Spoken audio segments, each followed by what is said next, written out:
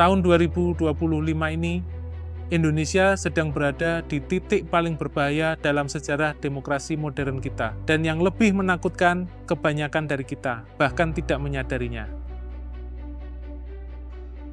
Kapan terakhir kali lo merasa optimis dengan kondisi politik Indonesia? Susah ya, gue juga. Yang terjadi sekarang bukan cuma politik lagi, ribet seperti biasanya. Ini yang para ahli sebut polikrisis. Secara ekonomi, kita masih tumbuh, infrastruktur terus dibangun. Tapi, di balik kemajuan fisik itu, fondasi demokrasi kita sedang retak. Makanya, ini bukan cuma pergantian pemimpin. Ini erosi sistematis nilai-nilai demokrasi. Bayangin Indonesia itu kayak rumah. Dari luar, cat baru, renovasi, kelihatan mewah. Tapi, masuk ke dalam, fondasi retak, pipa bocor, listrik mati. Polikrisis itu persis seperti ini. Multiple system rusak bersamaan. Kita semua ngerasain gejalanya, tapi tidak menghubungkan titik-titiknya. Kenapa UMKM susah dapat modal? Kenapa fresh graduate susah kerja? Kenapa diskusi politik makin beracun? Makanya, ini bukan kebetulan. Ini krisis yang saling terhubung.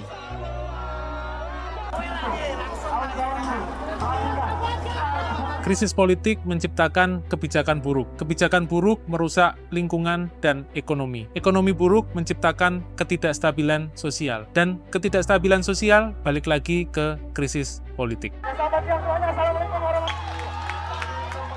Pertanyaannya, apa yang bisa kita lakukan? Karena ini bukan cuma tentang politik di TV, ini tentang masa depan anak-anak kita.